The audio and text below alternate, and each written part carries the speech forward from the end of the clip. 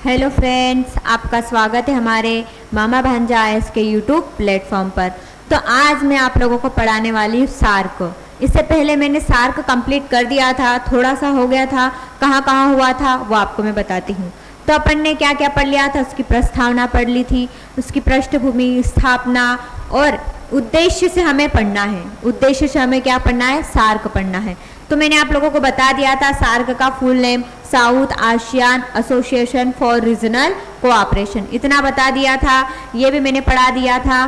फिर बताया था कि इसकी पृष्ठभूमि बता दिया था, विश्व संगठन विश्व में क्षेत्रफल कितने प्रतिशत है, ये सब कुछ मैंने बता दिया था पहले वाले वीडियो में, है ना। अब ये कौन सा वीडियो है, सेकेंड वीडियो है।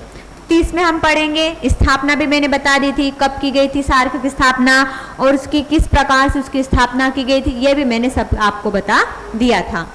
अब पढ़ते हैं। मैंने आप लोगों को बताया था कि सार्क की स्थापना के समय उसमें कितने देश थे, 7 देश थे। मतलब सार्क की स्थापना की जा रही थी उस समय केवल 7 देशों के द्वारा ही सार्क की स्थापना की गई थी, यह बताया था मैंने। फिर 8वां सदस्य देश कौन सा है, अभी वर्तमान में एक 8वां सदस्य देश भी मिल चुका है जिसका नाम है अफगानिस्तान। जिसका क्या नाम है, अफगानिस्तान। तो उसको हमारे सार्क जो संघ है उसमें किस प्रकार से मिलाया गया उसके बारे में जानते हैं, ठीक है। चलो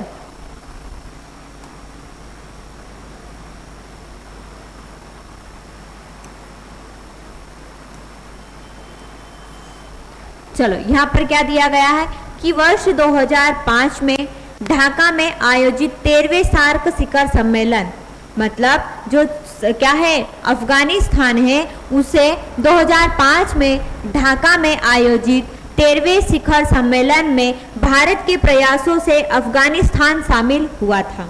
मतलब 2005 में ये शामिल हो गया था। 2005 में कौन से शिखर सम्मेलन के तहत, 13वें शिखर सम्मेलन। ये कहाँ पर हो रहा था, ढाका में हो रहा था। बांग्लादेश की राजधानी क्या है, ढाका है। तो वहां पर 13वां शिखर सम्मेलन हो रहा था। तो उस समय भारत के प्रयासों से अफगानिस्तान को शामिल किया गया था, है ना। फिर क्या हुआ कि 3 अप्रैल 2007 को दिल्ली में आयोजित 14वां शिखर सम्मेलन, कब, 3 अप्रैल 2007 को दिल्ली में सम्मेलन हो रहा था। जो कौन सा है, 14वां शिखर सम्मेलन। वहां पर भारत के प्रयासों से ही अफगानिस्तान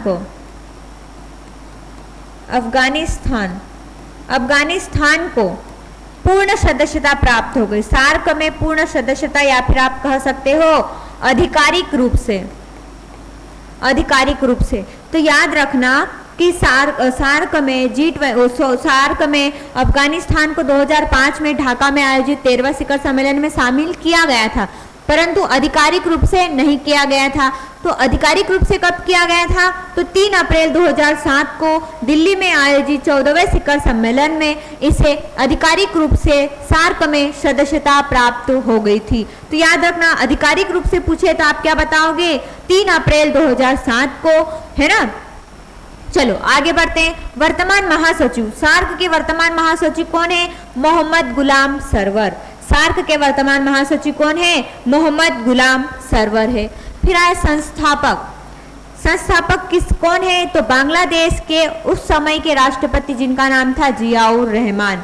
तो बांग्लादेश के तत्कालीन राष्ट्रपति जियाउर रहमान को हम क्या कहते हैं, सार्क का संस्थापक। सार्क के संस्थापक हम उन्हें ही क्यों कह रहे हैं, क्योंकि सर्वप्रथम अवधारणा, मतलब सार्क जैसे कंट्री का निर्माण करने के लिए सबसे पहले ही उन्होंने क्या करी थी, अवधारणा प्रस्तुत की थी। कब की थी, 1970 में। इसीलिए हम उन्हें सार्क के संस्थापक के रूप में भी जानते हैं। तो याद रखना, सार्क के संस्थापक है बांग्लादेश के तत्कालीन राष्ट्रपति जियाउर रहमान है।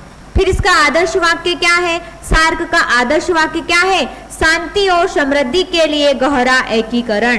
क्या है, हमें शांति बनाए रखना और इससे हमारे जो राष्ट्र के अंदर जितनी भी कंट्रियां उनकी समृद्धि के लिए हमें एक एकीकरण रूप में, मतलब मिलजुल कर काम करना है। फिर आया कि सार्क की प्रथम महिला महासचिव कौन है।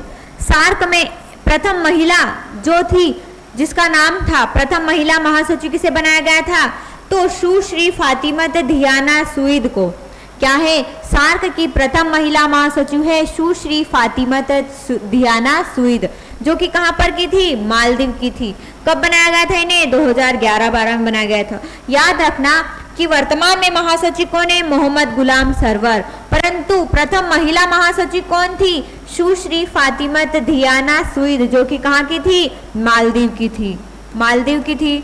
इसे कब बनाया गया था, 2011-12 में। मालदीव की जो रहने वाली सुश्री फातिमत धियाना, उन्हें क्या बनाया गया था, सार्क की प्रथम महिला महासचिव नियुक्त किया गया था। फिर इसकी कार्यकारी भाषा, सार्क के अंतर्गत जितने भी कंट्रियां हैं वो उसमें जो कार्य करती है वो किस भाषा में करती है, अंग्रेजी भाषा में करती। और ये महासचिव, इसका कार्यकाल कितने वर्ष का होता है, 3 वर्ष का होता है। तो महासचिव का कार्यकाल होता है 3 वर्ष का।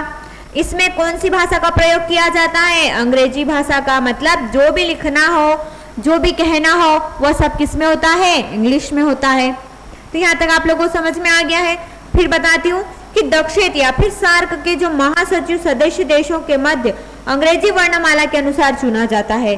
मतलब सार्क के अंतर्गत 8 कंट्रीज है, तो अब किस प्रकार से हम जो कंट्रीज के व्यक्ति उसे हम नियुक्त करें महासचिव के रूप में, तो हम किस प्रकार से करते हैं, अंग्रेजी वर्णमाला के आधार पर करते। जैसे मान लेते ए से जेड तक की अंग्रेजी वर्णमाला है, तो सबसे पहले ए से जिस भी कंट्री का नाम आता उस कंट्री के व्यक्ति को महासचिव नियुक्त किया जाता। तो जो सार्क के जिस महासचिव की नियुक्ति अंग्रेजी वर्णमाला के आधार पर, अंग्रेजी वर्णमाला के आधार पर उनकी नियुक्ति की जाती है। आया समझ में यहाँ तक आप लोगों को। मैं आपको बहुत धीरे पढ़ा रही, ठीक है, बहुत धीरे पढ़ा रही, और हम टॉपिक वाइज क्या करेंगे, एक एक चीजें कंप्लीट करते जाएंगे। इससे पहले मैंने 2 वीडियो बना दिए, एक G20 का, G20 के शायद 2 वीडियो बन गए हैं G20 के। अभी अब मैं आपको सार्क पढ़ा रही हूँ, इसके बाद आसियान पढ़ाऊंगी, फिर 1 जुलाई का उत्पादन पढ़ाऊंगी, आत्मनिर्भर मध्य प्रदेश पढ़ाऊंगी। ये सभी चीजें मैं आपको लगातार बताती जाऊंगी, ठीक है, एक एक वीडियो में आपको अपलोड करती जाऊंगी, ठीक है। तो मेरे साथ बने रहिए, ठीक है। हमारे YouTube चैनल को सब्सक्राइब कर लीजिए, मैं आपको रोज वीडियो अपलोड करूंगी, ठीक है। चलो आगे बढ़ते हैं। अब आता है इसका उद्देश्य। अब किसी न किसी की स्थापना करते हैं हम, तो क्या करते हैं, किसी उद्देश्य से ही करते हैं ना। तो अब सार्क की स्थापना किस उद्देश्य से की गई उसके बारे में जानते हैं। तो सार्क चार्ट के तहत सदस्य देशों के उनके उद्देश्य और सिद्धांतों का वर्णन किया गया है। मतलब सार्क में जितने भी उद्देश्य है वो सार्क चार्ट के तहत ही दिए गए हैं। मतलब सार्क चार्ट पर हस्ताक्षर करने के पश्चात ही तो सार्क की स्थापना की गई थी, तो इसीलिए उनके उद्देश्य, उनके सिद्धांतों का वर्णन हम किस प्रकार से करेंगे, सार्क चार्ट के तहत दिए गए हैं उनके अनुसार करेंगे। क्षेत्रीय स्तर पर सदस्य देशों के मध्य समन्वय को बढ़ावा देना है। पहला उद्देश्य क्या कहता है कि क्षेत्रीय स्तर पर सदस्य देशों के मध्य समन्वय को बढ़ावा देना है। मतलब हमारा जितना भी हमारे क्षेत्र है, जितनी भी हमारी कंट्रीज है, उनका जो क्षेत्र है जितना भी, उसमें हमें सदस्य देशों के साथ समन्वय बनाकर रखना है। मतलब सब अच्छे से रहना है। फिर दूसरा पॉइंट क्या कहता है, दूसरा उद्देश्य दक्षिण एशियाई लोगों के कल्याण को बढ़ावा देने के लिए उनके जीवन की गुणवत्ता में सुधार करने का प्रयास करना है। दक्षिण एशियाई मतलब सार्क में क्या है, दक्षिण एशिया के जो दक्षिण में स्थित सभी कंट्रियां हैं सार्क के अंदर है। तो हमें क्या करना है, दक्षिण एशियाई देशों का कल्याण करना है। तो सबसे पहले हमें उनके जीवन की गुणवत्ता सुधार करना, उनका रहने सहने का, उनकी सांस्कृतिक किस प्रकार से वो रहते हैं उसको देखना है, उनके जीवन का कल्याण करना है, उन लोगों का कल्याण करना है। तो सबसे पहले हमें उनकी जीवन की गुणवत्ता में क्या करना होगा, सुधार करना होगा, ठीक है। फिर तीसरा क्या आता है, क्षेत्र में आर्थिक, सामाजिक और सांस्कृतिक विकास में तेजी लाना है। मतलब हमारे जितने भी हमारी कंट्री है उसके जितना भी हमारा क्षेत्र है उसमें सबका आर्थिक विकास अच्छा हो, आर्थिक विकास अच्छा हो, साथ ही साथ सामाजिक विकास भी अच्छा हो, सामाजिक विकास भी अच्छा हो और उसका सांस्कृतिक विकास भी हो कि हम हमारी संस्कृति को हम क्या डेवलप करते जा रहे हैं, परंतु हम हमारी संस्कृति को भी नहीं छोड़ेंगे, हमारी संस्कृति को भी साथ में लेकर चलना है। तो हमारा आर्थिक विकास अच्छा हो, हमारा सामाजिक विकास भी अच्छा हो, हमारी संस्कृति को भी बढ़ावा मिले, हमारी संस्कृति का भी विकास हो, यह सभी जानना है। फिर आता है चौथा पॉइंट, क्या कहता है, आपसी विश्वास आपसी विश्वास को बढ़ावा देना है एवं एक दूसरे की समस्या का समाधान करना है। मतलब हमें क्या करना पड़ेगा, एक दूसरे की समस्या का समाधान भी करना होगा। हम क्या कर रहे हैं, सब साथ में रह रहे, एक दूसरे पर विश्वास करना चाहिए, एक दूसरे पर हम विश्वास भी करेंगे और यदि कोई समस्या हुई एक दूसरे में तो हम उसको क्या करेंगे, उसकी समस्या का समाधान भी करेंगे। ठीक है। फिर आता है सार्क देशों के मध्य सामूहिक आत्मनिर्भरता को बढ़ावा देना। मतलब सार्क कंट्रीज के अंतर्गत हमें क्या करना है, हम समूह में रहकर भी आत्मनिर्भर बनेंगे, अन्य कंट्रियों पर क्या करेंगे, निर्भर नहीं रहेंगे। तो हमें सदस्य देशों के मध्य सामूहिक आत्मनिर्भरता को भी बढ़ावा देना है। फिर आता है पांचवा पॉइंट हो गया। छठा पॉइंट क्या कहता है, सार्क देशों के द्वारा अंतर्राष्ट्रीय स्तर के मंचों पर एक दूसरे को सहयोग देना चाहिए। मतलब हमें क्या करना चाहिए, सार्क देशों में हमने सामूहिक आत्मनिर्भरता तो कही है कि हम सामूहिक आत्मनिर्भरता निभाएंगे, परंतु हम साथ में रहेंगे और अंतर्राष्ट्रीय स्तर पर भी क्या करेंगे, हम सबको एक साथ क्या करेंगे, सहयोग प्रदान करेंगे। मतलब अंतर्राष्ट्रीय स्तर के मंचों पर भी हमें एक दूसरे को सहयोग देना है। इतना समझ में आया आप लोगों को, यह उद्देश्य क्या कह रहा है, समझ में आ गया क्या? चलो आगे बढ़ते हैं। फिर इसकी पढ़ते हैं कार्य प्रणाली। क्या है सार्क की कार्य प्रणाली क्या है? तो इसका सचिवालय कहाँ पर है, काठमांडू नेपाल में। सार्क का सचिवालय या फिर मुख्यालय भी कह सकते हैं, कहाँ पर है, काठमांडू नेपाल। कहाँ पर है ये, काठमांडू नेपाल। तो इसके मुख्यालय की स्थापना कब की गई थी, 17 जनवरी 1987 को सार्क की स्थापना की। उसके 2 साल बाद इसके मुख्यालय की स्थापना कर दी गई थी। तो सार्क का सचिवालय या फिर मुख्यालय कह सकते कहाँ पर है, काठमांडू नेपाल में है। उसके मुख्यालय की स्थापना 17 जनवरी 1987 को की गई थी। फिर वर्तमान महासचिव मैंने बता दिया आपको कौन है, मोहम्मद गुलाम सरवर है। वर्तमान महासचिव कौन है, मोहम्मद गुलाम सरवर। और पहली महिला महासचिव कौन है, पहली महिला महासचिव। पहली महिला महासचिव कौन है, मैंने बताया था कौन है, सुश्री फातिमत दियाना सुईद, जो कहाँ की रहने वाली थी, मालदीव की। ये कहाँ की रहने वाली थी, मालदीव की। इन्हें कब महासचिव बनाया गया था, 2011-12 में से महासचिव नियुक्त किया गया था। तो याद रखना वर्तमान के महासचिव मोहम्मद गुलाम सरवर और पहली महिला महासचिव कौन है, सुश्री फातिमत दियाना सुईद, जो कहाँ की रहने वाली थी, मालदीव की। इन्हें कब बनाया गया था महासचिव, 11-12 में बनाया गया था। फिर आता प्रथम भारतीय महासचिव कौन है, प्रथम जब भारत की बारी है योगी महासचिव नियुक्त करने की, तो हमारे यहाँ किसे बनाया गया था सबसे पहले महासचिव, तो कांत किशोर भार्गव को हमारे यहाँ महासचिव किसे नियुक्त किया गया था, कांत किशोर भार्गव को। कौन थे, कांत किशोर भार्गव, जो कि भारतीय प्रथम महासचिव थे। फिर इनका कार्यकाल मैंने बता दिया, जो महासचिव होता है उनका कार्यकाल होता है 3 वर्ष का। कितने वर्ष का होता है, 3 वर्ष का। यहाँ पर जो भी काम होता है वो कौन सी भाषा में होता है, अंग्रेजी भाषा में होता है, ये मैंने बता दिया था। फिर जो प्रमुख यहाँ के जो प्रमुख होते हैं वो कौन होता है, सार्क में जो प्रमुख कौन रखता है, मतलब सबका संचालन करने का काम कौन करता है, तो महासचिव होता है, जिसकी नियुक्ति सदस्य राष्ट्र के द्वारा की जाती है। परंतु किस प्रकार से की जाती है, अंग्रेजी वर्णमाला के आधार पर की जाती है। तो इसमें जो नियुक्त करता है यहाँ का जो प्रमुख कौन होता है, महासचिव होता है, जिसकी नियुक्ति सदस्य राष्ट्र के द्वारा की जाती है। परंतु किस प्रकार से की जाती है, अंग्रेजी वर्णमाला के आधार पर की जाती है। फिर आया शिखर सम्मेलन। अब ये शिखर सम्मेलन क्या होता है, तो ये सार्क की सर्वोच्च नीति निर्माण करने वाली एक व्यवस्था होती है।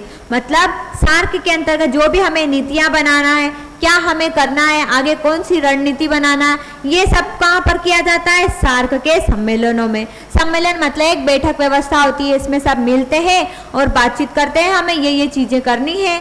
सब कंट्री के जो विदेश मंत्री होंगे जो भी होंगे वहां पर आएंगे और क्या करेंगे, वो कि हमें क्या चीजें करनी है, कौन सी नियम लागू करना है, वो सभी निर्धारण करते हैं किसके अंतर्गत, सार्क के शिखर सम्मेलनों में करते हैं। तो सार्क की सर्वोच्च नीति निर्माण करने वाली एक व्यवस्था है। इसका सम्मेलन समय समय पर आयोजित किए जाते हैं। लेकिन क्या हुआ, भारत में उरी हमले के पश्चात से ये शिखर सम्मेलन नहीं हो पाए हैं। तो उरी हमला कब हुआ था भारत में, 18 सितंबर 2016 को भारत में उरी हमला हुआ था 18 सितंबर 2016 को। ये कहां पर था उरी हमला, जम्मू कश्मीर में उरी नामक स्थान पर हमारी भारतीय सेना पर कुछ पाकिस्तानी आतंकवादियों ने क्या कर दिया था, हमला कर दिया था, बमबारी कर दी थी। उससे हमारे भारतीय सैनिक 10 शहीद हो गए थे। हमारे यहाँ भारत के जो शहीद क्या कह सकते हैं, सैनिक थे, भारत के सैनिक थे। कितने थे, 10 सैनिक क्या हो गए थे, शहीद हो गए थे। तो क्या किया गया, फिर उसके 10 दिन बाद 10 सैनिक हमारे यहाँ क्या हो गए थे, शहीद हो गए थे। फिर क्या हुआ, हमारे यहाँ से 10 दिन बाद क्या किया गया, पाकिस्तान पर हमला कर दिया गया था। तो जब से इस प्रकार से ये लड़ाई हुई थी, इस प्रकार से उरी हमला हुआ था, तब से भारत के शिखर सम्मेलन बंद हो गए। भारत के मतलब सार्क के शिखर सम्मेलन होना बंद हो गए थे, क्योंकि पाकिस्तान भी तो सार्क का सदस्य देश है। और उनका उद्देश्य क्या है कि हम शांति बनाए रखेंगे, एक दूसरे की समस्या का समाधान करेंगे। और ये क्या है कि हमारे यहाँ पर ही आ रहे और आतंकवाद आके घुस रहे हैं, ठीक है। तो क्या करा, तब से ये जो शिखर सम्मेलन सार्क के होते थे वो अभी बंद है, अभी नहीं होते हैं, ठीक है। चलो आगे बढ़ते हैं।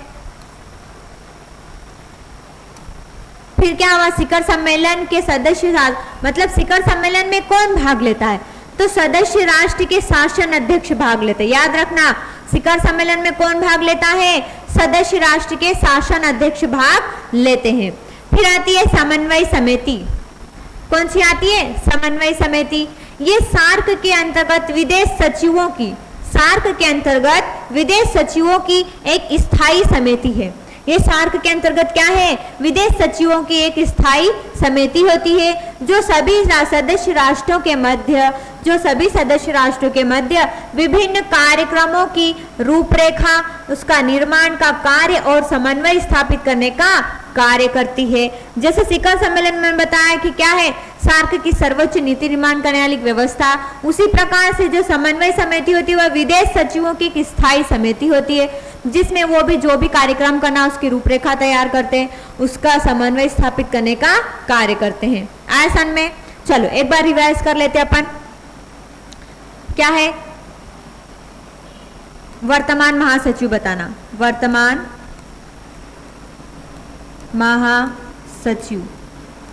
महासचिव कौन है, मोहम्मद गुलाम सरवर।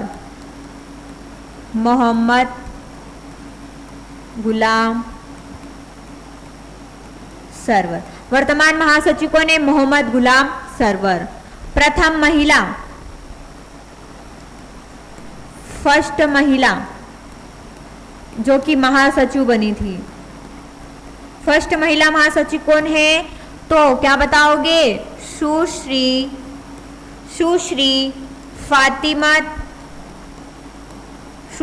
फातिमत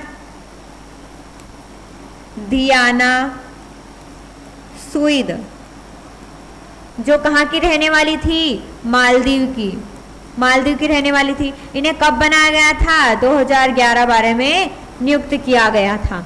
आया समझ में इतना। जो महासचिव होता है उसका कार्यकाल कितने वर्ष का होता है, 3 वर्ष का। उसके अंतर्गत भाषा कौन सी होती है, अंग्रेजी भाषा होती है।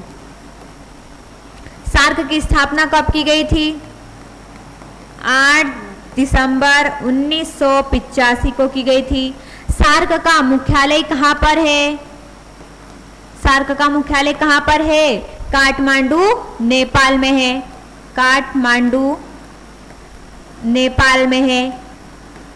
नेपाल में इस मुख्यालय की स्थापना कब की गई थी, 17 जनवरी 1987 को की गई थी। आसन में फिर बताया था मैंने कि सार्क के संस्थापक किसे कहा जाता है, संस्थापक कौन है, तो क्या बताओगे, बांग्लादेश के तत्कालीन राष्ट्रपति कौन है, राष्ट्रपति कौन है, मोहम्मद गुलाम सरवर नहीं, कौन है, जियाउर रहमान। कौन है जियाउर रहमान, प्रथम राष्ट्रपति, क्या नाम था उनका, जियाउर रहमान।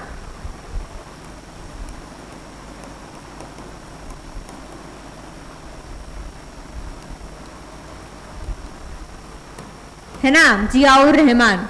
तो इतना सन में आ गया, आपको रिवीजन करवा दिया मैंने। चलो आगे बढ़ते हैं फिर। अब पढ़ते हैं साफ्टा। अब ये साफ्टा क्या होता है, तो ये एक व्यापार के लिए लाया गया था। साफ्टा नामक समझौता ये किसके लिए लाया गया था, व्यापार के लिए। याद रखना, दो समझौते लाए गए हैं, एक होता है साफ्टा और दूसरा होता है साफ्टा। एक होता है साफ्टा और दूसरा होता है साफ्टा। तो ये केवल व्यापार के लिए लाया गया था, ठीक है। ये किसके लिए लाया गया था, व्यापार के लिए लाया गया था। तो इसका नाम क्या है, इसका फुल नेम है south ASEAN preferential trading area. क्या है इसका फुल नेम, चलो मैं आपको लिख के दिखाती हूँ।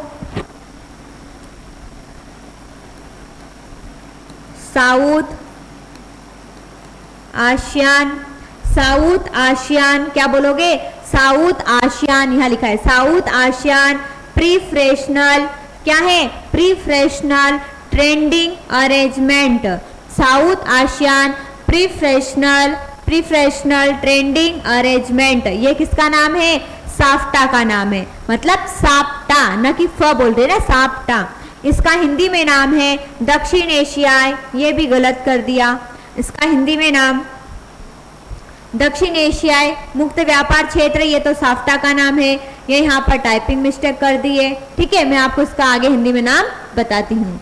तो चलो, इसको साफ्टा नामक समझौता कब लाया गया था, तो श्रीलंका के द्वारा 1991 में, किसके द्वारा, श्रीलंका के द्वारा 1991 में यह प्रस्ताव दक्षिण या फिर सार्क के समक्ष रखा गया।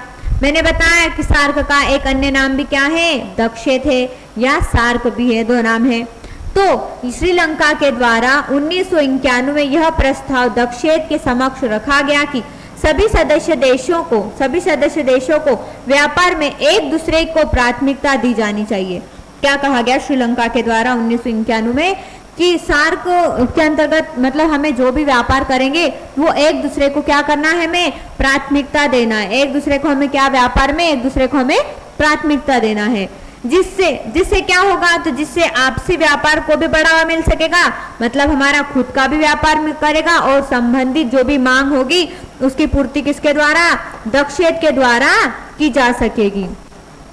तो याद रखना, साफ्टा नामक समझौता श्रीलंका के द्वारा लाया गया था। श्रीलंका के द्वारा 1991 में यह प्रस्ताव दिया गया था कि हमें सभी सदस्य देशों के मध्य एक दूसरे को व्यापार में प्राथमिकता दी जानी चाहिए, जिससे हमारा व्यापसी व्यापार भी बढ़ सके और संबंधित मांग की आपूर्ति दक्षिण के द्वारा की जा सके। याद हुआ, साफ्टा का फुल नेम क्या है, south ASEAN preferential trading arrangement, ठीक है। चलो आगे बढ़ते हैं। इसके अंतर्गत क्या किया गया था, साफ्टा नामक, इसमें रियायती का मतलब होता है छूट देना। तो इसमें छूट कितने प्रतिशत की दे रहे थे, 30% तक की। साफ्टा नामक समझौता लाया गया था, उस समय इसमें छूट दे रहे थे केवल 30% की। तो इससे क्या हो रहा था, व्यापार को ज्यादा बढ़ावा नहीं मिल रहा था, ज्यादा क्या हो रहा था, व्यापार नहीं हो रहा था। तो इससे क्या करा, इसकी जगह दूसरा समझौता लाया गया था। इसकी जगह फिर लाया गया साफ्टा, इसकी जगह दूसरा समझौता लाया गया था जिसका नाम है साफ्टा। मतलब साफ्टा की जगह साफ्टा को लाया गया था। तो वो किस प्रकार से लाया गया था, आगे जानते हैं।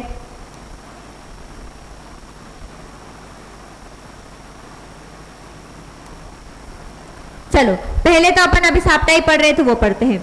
1995 में दक्षिण सदस्यों के बीच साफ्टा नामक एक समझौता हुआ। देखो, प्रस्ताव किसके द्वारा दिया गया था, श्रीलंका के द्वारा।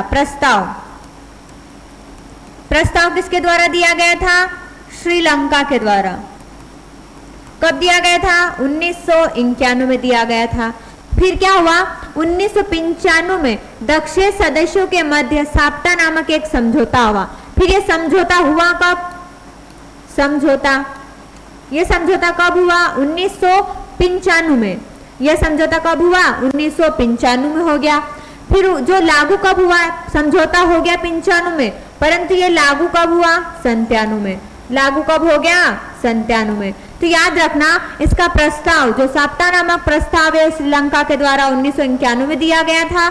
फिर साप्ता नामक समझौता कब हुआ? तो 1995 में हो गया था, परंतु इसे लागू कब किया गया? तो क्या बताओगे? 1997 में लागू कर दिया गया। ये रियायती देशों पर व्यापार को बढ़ावा देना था। रियायती का मतलब होता है छूट। कितने प्रतिशत की दे रहे थे? 30%। तो ये रियायती देशों पर व्यापार को बढ़ावा देता है। सार्क देशों के बीच मुक्त व्यापार को बढ़ावा देने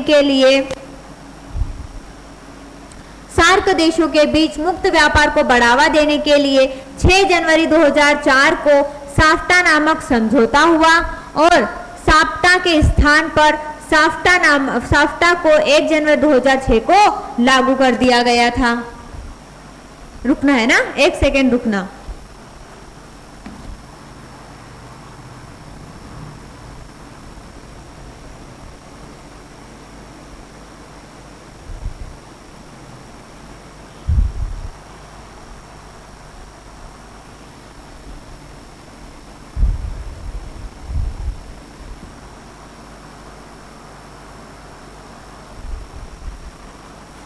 चलो, ये यहां तक, यहां से क्या हो गया? ये यहां से हमारा साफ्टा खत्म हो गया। यहां से हमारा क्या हो गया? ये साफ्टा खत्म हो गया कि 1991 में इसका समझौता प्रस्ताव लाया गया था, 95 में समझौता हुआ और 97 में क्या कर दिया? इसे लागू कर दिया। 97 में क्या कर दिया? इसे लागू कर दिया। इतना याद रखना। अब हमें रखना है साफ्टा नामक समझौता। अब नाम है SAFTA, south ASEAN free trading area. SAFTA का फुल नेम क्या है? South ASEAN free trading area, एशियाई मुक्त व्यापार, दक्षिण एशियाई मुक्त व्यापार क्षेत्र। चलो, इसका क्या है? क्या नाम है? दक्षिण एशियाई मुक्त व्यापार क्षेत्र। साफ्टा का फुल नेम क्या है? कि south ASEAN free trading area, मतलब दक्षिण एशियाई मुक्त व्यापार क्षेत्र। अब इसे कब लाया गया था वो जानते हैं। सार्क देशों के बीच मुक्त व्यापार को बढ़ावा देने के लिए सार्क देशों के, मैंने कहा कि जो साप्टा उसमें उसको केवल क्या है? कम रियायती, मतलब कम छूट दे रहे थे। तो हमें ज्यादा छूट देने के लिए एक और समझौता लाना पड़ा। ज्यादा छूट देने के लिए हमें एक समझौता लाया जिसका नाम है क्या है? साफ्टा नामक समझौता लाए। तो ये क्या कर रहे थे? सार्क देशों के बीच मुक्त व्यापार को बढ़ावा देने के लिए 6 जनवरी 2004 को साफ्टा नामक समझौता लाया गया। इसका समझौता कब लाया गया? 6 जनवरी 2004 को लाया गया। और हमने साप्टा नामक समझौता कब लाया था? 1995 में। बताया मैंने, 1995 में साप्टा नामक एक समझौता लाया गया और साफ्टा नामक समझौता कब लाया गया? 6 जनवरी 2004 को लाया गया। और क्या किया गया? साप्टा के स्थान पर साफ्टा को 1 जनवरी 2006 को लागू कर दिया। तो इस समझौते को लागू कब किया गया? तो 1 जनवरी 2006 को इसे लागू कर दिया। ये समझौता लाया गया था 6 जनवरी 2004 को समझौता लाया गया था और इसे लागू कर दिया गया था 1 जनवरी 2006 को लागू कर दिया था। ठीक है, कौन सा समझौता? साफ्टा, है ना? साफ्टा और ये है साप्टा। याद रखना, कंफ्यूज मत होना साप्टा और साफ्टा में, है ना? चलो, इसका उद्देश्य क्या था? जो साफ्टा नामक हमने समझौता लाया वो उसका उद्देश्य क्या था वो पढ़ते हैं। सदस्य देशों के मध्य मुक्त व्यापार को बढ़ावा देना था। इसका पहले तो क्या था? जितने भी सदस्य देश है हमारे उसमें मुक्त व्यापार को बढ़ावा देना था। तथा धीरे धीरे सीमा शुल्क में कटौती करना था, तथा धीरे धीरे जो सीमा शुल्क उसमें क्या करना, हमें कमी करना था, मतलब कटौती करना था। इस समझौते के तहत भारत और पाकिस्तान को 2009 तक अपने सीमा शुल्क को 0 से 5% लाने का लक्ष्य रखा गया था। मतलब क्या किया गया कि साप्ता नामक जब समझौता लाया गया था उसमें कहा गया कि हमें इस समझौते के तहत भारत और पाकिस्तान को, इंडिया प्लस पीओके, पाकिस्तान को 2009 तक इसमें सीमा शुल्क में 0 से 5% तक की छूट देना है, मतलब इतना लक्ष्य लाना है हमें। और जबकि अन्य सभी देशों को 2016 तक इसे प्राप्त करने का प्रावधान किया गया था। तो याद रखना, सीमा शुल्क में हमें कटौती करना है, धीरे धीरे हमें सीमा शुल्क में कटौती करना है, परंतु भारत और पाकिस्तान को 2009 तक अपने सीमा शुल्क में 0 से 5% तक की कटौती करना है, यहाँ तक लाना है, उन्हें लक्ष्य रखा गया। और जो अन्य राष्ट्र है उन्हें 2016 तक ये पूरे प्रावधान निभाना है, मतलब ये नियम निभाना है, उनको इतने क्या है, कम करना है। आया समझ में आप लोगों को? चलो आगे बढ़ते हैं। फिर इसकी कमियां, अब सार्क की कमियां क्या है वो जान लेते हैं अपन। सार्क की कमियां कह सकते हैं या फिर आप समस्या भी कह सकते हैं। तो सार्क देशों के अंतर्गत पिछड़ेपन की स्थिति देखी जाती है। सार्क देशों की कमी क्या है? अब हम किसी न को स्थापित करेंगे तो उसका उद्देश्य भी होगा, उसकी कमियां भी होगी, उसमें कुछ न कुछ तो कमी होगी। तो क्या हो गया, सार्क देशों के अंतर्गत पिछड़ेपन की स्थिति देखी जाती है। मतलब सब जितने भी देश इसके अंतर्गत आते हैं वो सब पिछड़े हैं, ऐसा देखा जाता है। जिससे उद्योग, तकनीकी शिक्षा आदि, मतलब सबसे पिछड़े किसमें दिखे जाते हैं? उद्योगों में पिछड़ेपन की स्थिति देखी जा सकती है, तकनीकी शिक्षा में पिछड़ेपन की स्थिति देखी जा सकती है। सार्क देशों में आपसी विवाद भी लंबे समय से चल रहा है, जैसे भारत और पाकिस्तान, भारत प्लस पीओके। तो क्या होगा, सार्क देशों में आपसी विवाद भी लंबे समय से चल रहा है, आपस में भी ये बहुत झगड़ते हैं, आपस में भी ये एक दूसरे से कंट्री क्या करती है, लड़ाई झगड़ा करती है, जिससे क्या हो रहा है, सीमा विवाद, घुसपैठियों की समस्या है ना, घुसपैठियों की समस्या, जैसे बांग्लादेश में अभी वर्तमान में हमारे यहाँ पर घुस रहे हैं जो लोग हैं वहां से, है ना। तो क्या हो गया, घुसपैठियों की भी समस्या हो गई और सीमा विवाद को भी लेके चल रहा है, बाउंड्री को लेकर भी क्या है, विवाद चल रहा है। फिर भारत जैसे देश में आतंकवादी गतिविधियां होती है, जिससे हमारे राष्ट्र की सुरक्षा और व्यापार भी क्या हो रहा है, बाधित हो रहा है इससे, है ना। आतंकवादी घुसे आ रहे, जैसे आपने अभी देखा ही होगा जम्मू कश्मीर में, है ना, जम्मू कश्मीर में जो आतंकवादी घुस आए थे, इन्होंने धर्म पूछ कर क्या मारा, जो निर्दोष लोग हैं उनको गोली मार दी, है ना। तो क्या हो गए, ऐसे हमारे भारत में आतंकवादी गतिविधियां हो रही है, जिससे हमारा व्यापार, हमारा जो राष्ट्रीय अंतर्राष्ट्रीय जो भी हमारे क्या कह सकते संबंध है वो खराब हो रहे हैं, हमारा व्यापार बाधित हो रहा है। तो क्या हो रहा है, इसलिए हम इसमें कमियां देखी जा सकती है ना। फिर आए सार्क देशों के अंतर्गत शरणार्थियों की समस्या, जैसे बांग्लादेश का भारत में आगमन। मतलब सार्क देशों के अंतर्गत क्या देखा जा रहा है, एक तो शरणार्थियों की समस्या, लोग बांग्लादेश के जो लोग हैं हमारे यहाँ शरण लेने आ रहे हैं, आपने देखा होगा, अभी सुना भी होगा। तो समय समय पर सार्क के शिखर सम्मेलन न होने से समन्वय को बढ़ावा नहीं मिल पाता है, जिससे व्यापार और अंतर्राष्ट्रीय मुद्दे भी क्या हो रहे हैं, प्रभावित हो रहे। तो हमें ये समस्याएं देखने को मिल रही है, इसलिए हमारे सार्क के जो कंट्री उसका क्या हो रहा है, विकास नहीं हो रहा है ना। चलो और क्या हुआ यहाँ पर, और एक और है कि सार्क देशों के सार्क में एक सशक्त नेतृत्व की कमी है। मतलब कि ऐसी कोई सी एक ऐसी कंट्री नहीं है जो उसका ही संचालन करे।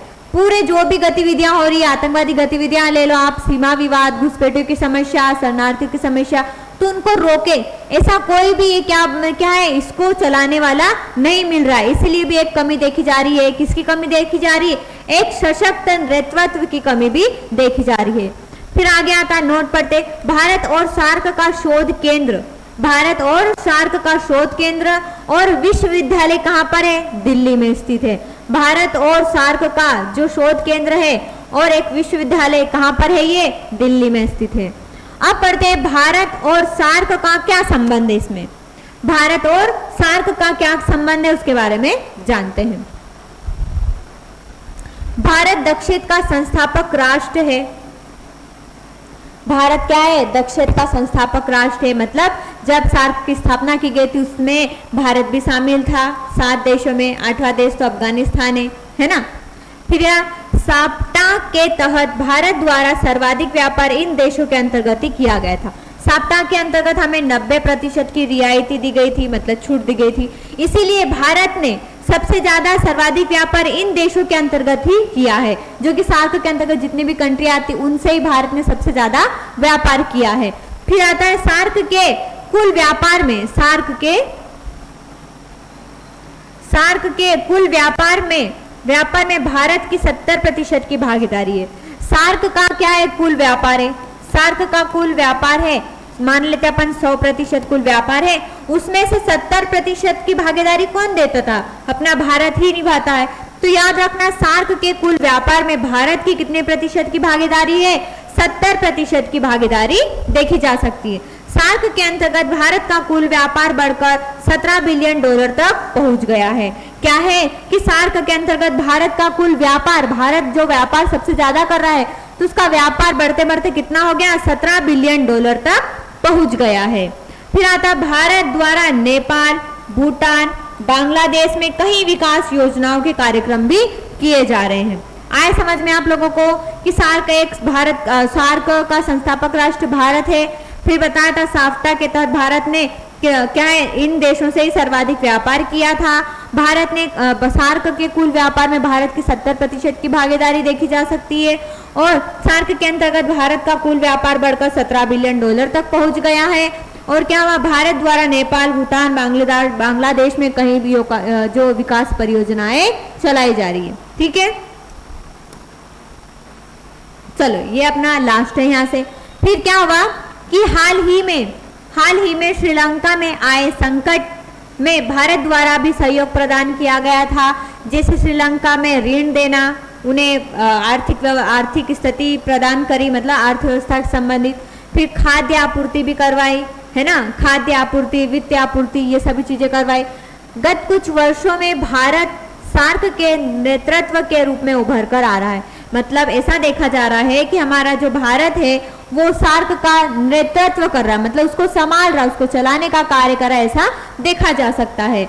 फिर सार्क की सफलता में भारत की वर्तमान में महत्वपूर्ण भूमिका हो सकती। सार्क सफल हो रहा है, सार्क के अंतर्गत जितनी भी कंट्रियां सफल हो रही उसमें भारत की महत्वपूर्ण भूमिका देखी जा सकती है, क्योंकि भारत क्षेत्रफल में भी सर्वाधिक है, तकनीकी में भी सर्वाधिक है, जनसंख्या में भी सबसे ज्यादा है, आर्थिक स्थिति भी अच्छी है, व्यापार भी हमारे यहाँ मजबूत है। तो हम इन चीजों में मजबूत है, इसीलिए देखा जा सकता है कि जो भारत है वो सार्क का क्या कर रहा है, एक नेतृत्वकर्ता के रूप में उभर कर आ रहा है। ठीक है, चलो यहाँ से क्या हो गया, अपना ये जो सार्क था वो कंप्लीट हो गया। तो हमारा G20 है वो भी 2 लेक्चर में कंप्लीट हुआ, सार्क भी है वो 2 लेक्चर में कंप्लीट हुआ। इसके बाद हम अगला टॉपिक कौन सा स्टार्ट करेंगे, आसियान। अगला टॉपिक कौन सा स्टार्ट करेंगे, आसियान। चलो मैं आप लोगों को यहाँ सिलेबस ही बता देती कि हमें क्या क्या पढ़ना है। ठीक है,